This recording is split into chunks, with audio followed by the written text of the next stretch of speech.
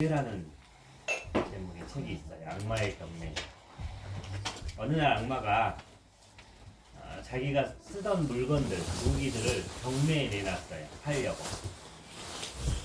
거기에 이제 무기들을 여러 개 놨어. 어떤 무기들이 있었냐면 이제 성공, 또 욕망, 거짓 이런 무기들을 가지고 어떻게 하면 유혹을 인간을 넘어뜨릴 수 있나 여러 가지를 이제 진열해 놓고 판매를 하려고 하는 거예요.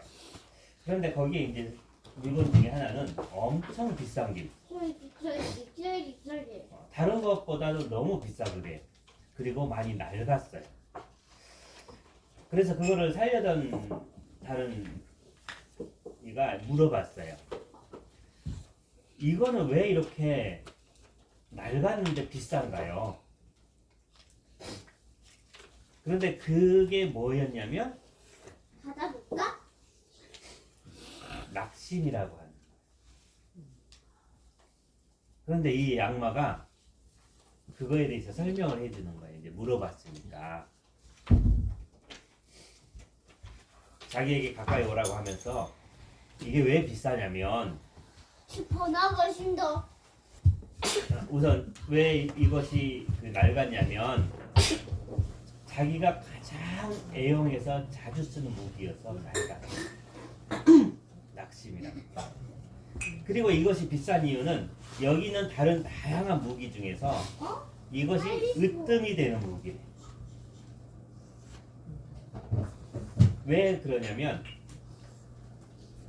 이 무기는 사람들이 낙담이 되지 않기 위해서는 뭘 하냐?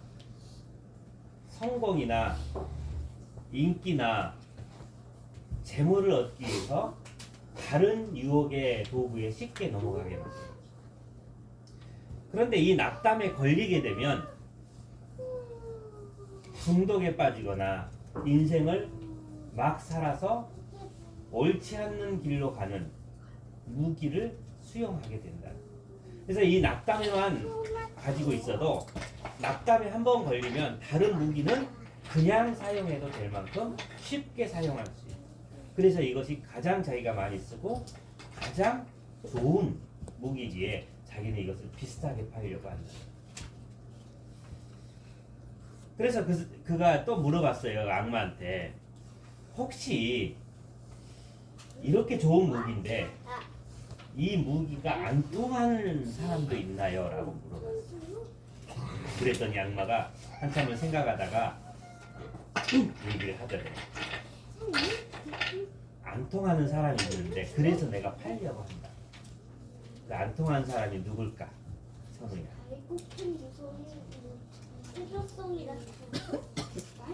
누구한테 안 통할까?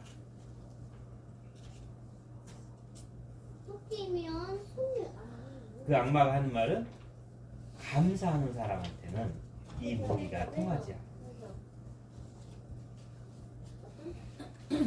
우리 안에 불평이 있고 불만이 있고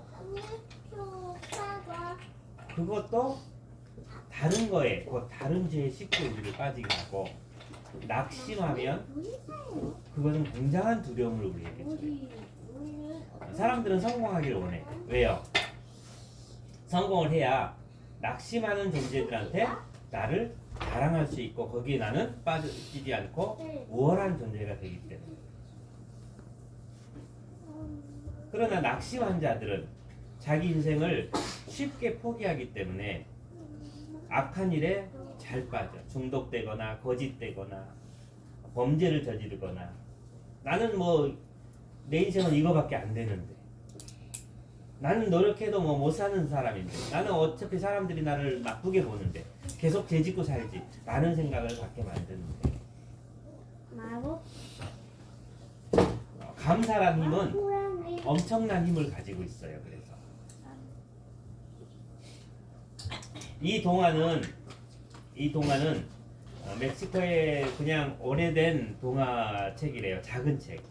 아이들이 보는 책이 아니라 어른이 보는, 어른에게 주는 교훈의 책인데 미국이랑 다른 데서 이제 소개가 되면서 세계에 이런 좋은 내용이 있다라고 이제 알려진, 아직 뭐 우리나라에 책이 들어온 건 아니에요. 감사는 우리의 삶을 무엇으로 바꾸냐면 행복으로 바꿔요. 그래서 감사한 사람은 행복해. 선우야 다시 물어볼게. 그럼 행복한 사람은 어떻게 될까? 어떤 사람일까?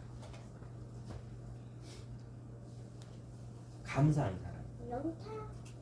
그러니까 행복한 사람을 보면 감사할 게 많아. 그래서 그 사람은 행복한 거고 계속 감사를 하고 있는 사람은 행복해져. 그래서 감사와 행복이란 말은 의미적으로는 똑같은 말이야. 다른 말이야. 글씨만 달라. 그러니까 우리가 행복하지 못한 이유는 뭘까? 감사하지 않기 때문에. 내가 행복하지 못한 이유는 내 꿈을 못 이뤄서, 내가 하고 싶은 걸 못해서, 내가 얻고 싶은 것을 얻지 못해서 생기는 게 아니라 감사하지 못해서 내가 불행해지는. 보통 우리는 이 감사하지 못하는 자녀들에게 감사를 가르치는 건 쉽지가 않아요. 왜냐하면 그 순간에는 그 모든 것이 불만족하기 때문에. 그럴 때는 길게 얘기 안 하는 게 좋아요. 얘기해봐도 소용이 없어. 그거에 한번 걸려들면 세상의 모든 것이 감사할 게 다 없어져. 순간. 그래서 사탄이 그 무기를 그만큼 귀하게 여길 만해. 그거에 걸리면 다 불만족. 그리고 내 만족을 위해서 뭘 해야 돼?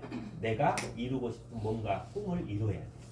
먹고 싶은 거, 갖고 싶은 거, 하고 싶은 거 다 해야 돼. 그게 이제 욕망이지. 그런데 그걸 계속하면 행복해지냐? 그러지 않아요. 그것도 부족해. 그래서 계속 무엇인가를 찾게 만들어. 이런 감사에 대한 교육은 한순간에 이루어지지 않아요. 왜냐하면 불평이라는 것은 계속 사람들에게 옮길 뿐 아니라 자기 자신을 더 많은 불평으로 이끌어가기 때문에.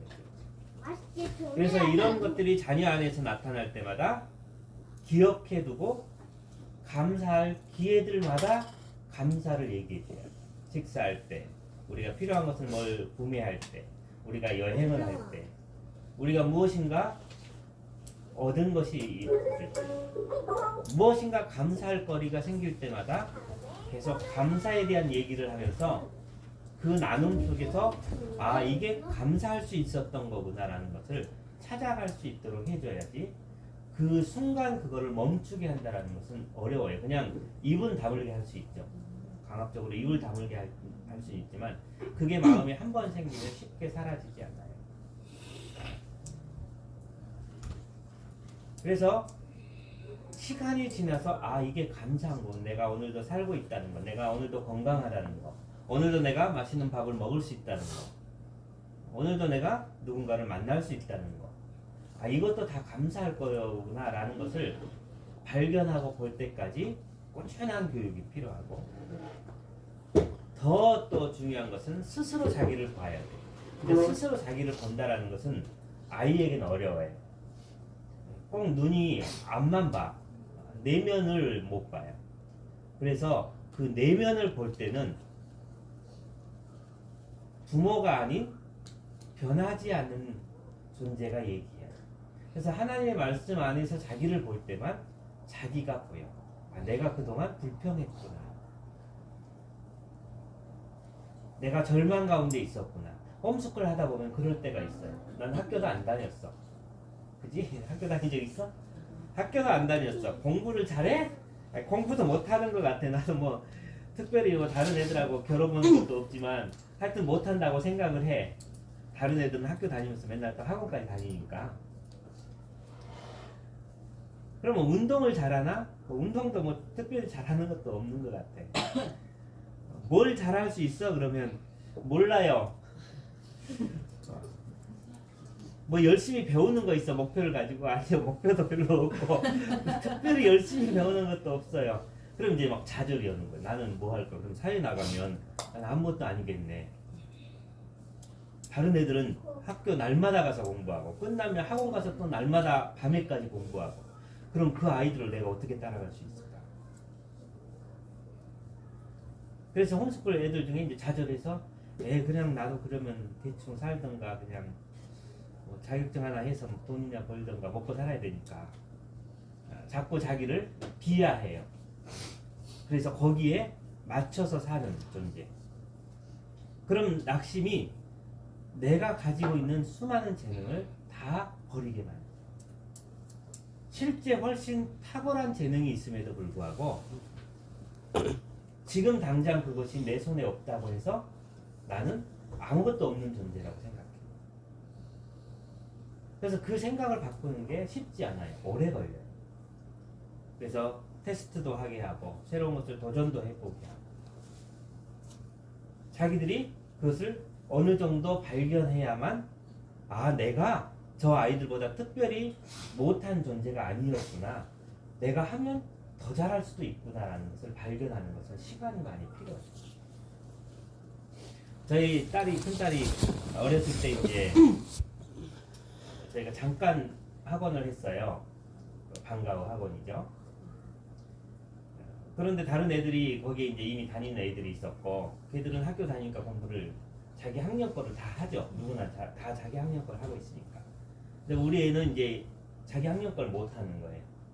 안 했으니까 그동안. 그러니까 2년 뒤로 간 거예요. 2년 뒤로. 자기보다 2살 어린 사람의 수준으로 공부하면 기분이 좋아 안 좋아? 거기 친구가 있는데 얼마나 기분이 안 좋아.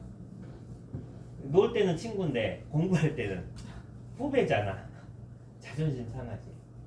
그래 기분이 나쁘니까 이제 공부를 하기 시작한 거예요. 나도 공부를 해본다. 그런데 몇 개월 안 돼서 한 3개월인가 하니까 따라잡아. 2년도 한 6개월이면 따라잡아야 돼. 2년을 늦춰져 있었어도 그건 상관이 없어.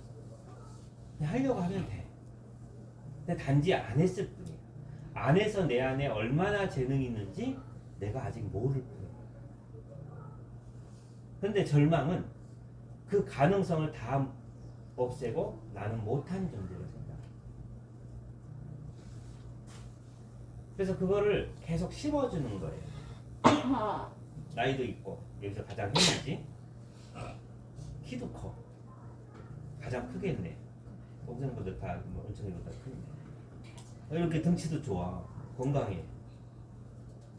그런데 세상에 네 재능을 한번 보여줘 그러면 뭐 영상 편집도 할 줄 있고 뭐도 좀 할 수는 있어, 그지? 다른 애들보다 이거는 내가 재밌게 할 수도 있어. 그러나 이걸 뭐 내가 자랑할 만큼 막 다른 사람한테 보여주기에는 아직은 실력이 안 돼. 그래서 없다고 말할 수 있는. 그러나 없는 게 아니라 그것은 단지 어디에 있어요? 내 안에 있는 거예요. 그걸 내가 언제 끄집어내느냐가 중요해요. 그래서 우리는 내가 작은 것을 하고 있어도 거기에 감사를 느낄 수 있어야 되고, 나는 모든 걸 다 잘할 수는 없어요. 잘하는 거 몇 개 있으면 될까? 선우야. 응? 3개. 선우 3개 있어? 아, 딱 3개 남았는데 왜 3개라고 생각했어? 3개는 있어야 될 것 같아? 잘하는 거 3개. 그럼 나중에 선우는 잘하는 거를 이렇게 찾아가지고 한 3개 정도는 준비를 하겠네. 그 이상 그럼요. 하나씩 찾아가야 될 거 아니야. 선우가 잘하는 거 하나씩 한꺼번에 3개 아니더라도 사실 우리는 잘하는 거 하나만 있어도 돼. 그런데 그 잘하는 게 뭐냐?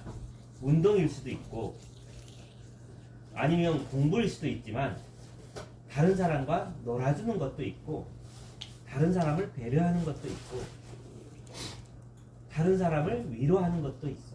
이것도 하나하나가 다 재능이야. 다 재능이야. 상담사는 뭘 잘할까? 상담사는 운동도 잘 못해. 공부도 그렇게 많이 안 해도 돼. 다른 사람의 말을 잘 들어주고 호응해 주는 사람. 그런데 그게 뭘까? 다른 사람에게 회복을 주는 대단한 힘이야. 우리는 그런 거를 무시해. 다른 사람 말 누구나 다 잘 들어주잖아. 예슬이도 잘 들어주지? 오빠 말. 그게 좋은 재능이야?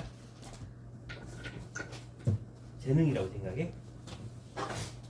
그지? 그게 재능이야. 그게 굉장히 중요한 재능. 눈에 보이는 것보다 더 중요한 재능들은 눈에 안 보이는 거.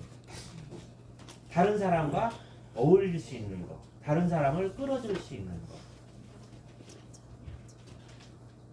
다른 사람에게 좋은 말을 해줄 수 있는 거. 그것이 사회에 나가면 다른 재능보다 훨씬 가치가 높아.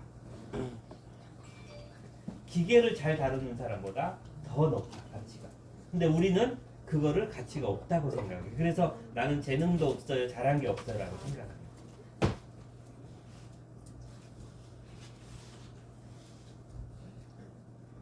그래서 우리가 내가 뭘 잘하나 찾아보면 다 있어. 몇 개 이상 있을까 찾아보면 적어도 3개 이상이 있어.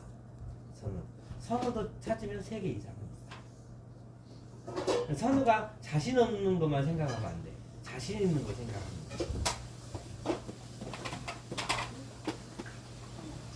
그러면 그것은 내가 가진 재능이고 다른 사람보다 더 잘 만들 수 있는 거죠. 그럼 그거 안에서 우리는 감사할 수 있는 거예요. 아, 나는 동생들 맨날 때리고 미워하고 절대 놀려고 생각 안 했던 그게 아니라 동생도 받아주고 잘 놀아주고, 동생들이 저기 오늘은 없지만 저기 이제 우리 평택 가면 그 동생들은 어떻게 해? 맨날 올라타지. 올라타고 뭐 하지 마라 그래도 계속 하고 힘들 거야. 근데 그거를 화 안 내고 받아주고, 그 대단한 장점이고, 그것도 재능인 거야. 그러면 사회 나가서 어려운 사람, 잔소리 많은 사람, 어떨 때는 항의 많이 하는 사람을 잔잔한 마음으로 바꿔놓을 수 있는 사람. 회사에서 이 고객 중에 막 불만을 막 쏟아내는 고객들을 상대한 사람은 누굴까? 밑에 있는 사람이 아니라 위에 있는 사람. 그 위에 있는 사람의 재능이 뭐냐면 그런 사람을 나중에 기쁘게 웃고 돌아갈 수 있게 해주는 사람. 그런 사람은 알아서 리더의 자리에 올라가.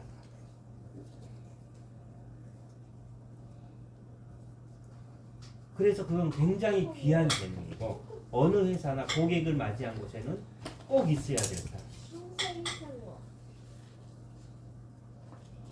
그래서 우리가 감사를 찾으면 우리에게 감사할 게 너무나 많아요. 그 감사를 계속 찾다 보면 그게 항상 우리에게 기쁨을 줘. 행복해지고 즐거워져. 성경 시편 50편 23절에 하나님께 나가는 자들에게 이렇게 얘기해요. 감사로 제사를 드리는 자가 하나님을 영화롭게 하니. 이 말은 뭐냐면 우리가 예배드리면 하나님께 예물을 가지고 가야지 빈손으로 안 가지. 성희도 교회 갈 때 빈손으로 가? 빈손으로 가. 우리가 하나님 앞에 예배드릴 때 구약을 봐요. 예배를 드리면 소 양을 가져간 사람도 있지만 다 형편에 따라서 비둘기를 가져가기도 하고 새를 가져가기도 하고 곡식을 가져가기도 하고 그래요. 뭔가를 가져가. 근데 하나님이 바라시는 하나님을 영화롭게 하는 그런 예물이 뭐냐면 감사라는 거예요. 그러면 성희가 교회에 예배드리러 갈 때 성희 마음속에 하나님께 감사하는 마음이 있어 간다면 하나님 앞에 대단한 선물을 가지고 가는 거예요. 하나님이 기뻐하는 선물. 돈 1,000원보다 훨씬 큰 선물. 그게 감사예요. 그런데 그 감사가 그냥 하나님이 예배를 받으시는 정도가 아니라 그것 때문에 하나님이 영화롭게 영광을 돈이야. 하나님은 네가 하나님께 영광을 돌리라고 이런 얘기 들어봤어? 어떻게 영광을 돌릴 수 있어? 너 어떤 영광을 돌려봤어? 저 영광이 있어요. 하나님 가지세하고 드린 거 있어? 그러면 앞으로 어떻게 영광을 돌릴 거야?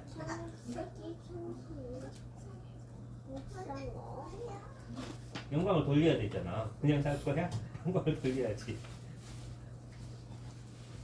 방금 읽어줬던 성경에 하나님 앞에 감사가 하나님을 영광스러워. 네가 교회 가서 하나님 정말 이런 것들에 감사하다는 그 감사의 기도를 드린다면 그것이 네가 하나님을 께 영광을 돌려드리는 그게 우리의 예배입니다. 그래서 이 감사는 하나님뿐만 아니라 이 세상 모든 곳에서 다 기쁨과 아름다움을 만들어내요. 그래서 우리의 자녀들이 계속 감사의 삶을 살도록 자주 얘기해야 돼. 우리 얼마나 많은 것들을 누리고 있는지. 때로는 너무 많이 누려서 실증이 날 만큼 누리지. 수시로 캠핑 간다는 거 얼마나 행복해요. 남들은 너무 가고 싶어. 근데 이제 맨날 가니까 가기 싫어져. 그치? 그거야. 그 축복이 이제는 막 싫어져. 너무 자주 가가지고. 근데 다른 사람들은 캠핑 가고 싶어서 너무너무 막 기다려. 주말 쉬는 날 1년에 한두 번만 가도 행복해. 그런 것들을 돌아보면 날마다 우리는 기뻐할 수 있어요. 그 기쁨을 계속 찾아가야 우리 안에 있는 재능도 발견이 되고요. 우리가 무엇을 잘하는지 그 꿈들을 찾아갈 수가 있어요. 기도하겠습니다. 하나님은 우리에게 많은 것을 주셨지만 또한 그것을 없는 것처럼 여기게 하는 사탄의 유혹도 멈추지 않습니다. 하나님께서 우리를 돌아보셔서 항상 우리의 눈이 우리 주변에 베풀어지는 수많은 축복을 보게 하시고 또 그것으로 인하여 감사한 마음이 우리 안에 날마다 머물 수 있도록 인도해 주옵소서. 예수의 이름으로 기도합니다. 자, 오늘 7단계 7단계는 지난주에도 얘기했듯이 5단계, 6단계 몸짓 언어가 들어가고 자료에 대한 근거를 명확하게 제시를 해주는데요. 어디서 가져왔는지 다 말을 해줘. 어디서 가져왔는지를 말을 안 하면 이제 남의 것 갖다가 내 것처럼 막 거짓말하고 있는 게 되니까 자료 출처가 꼭 있어요.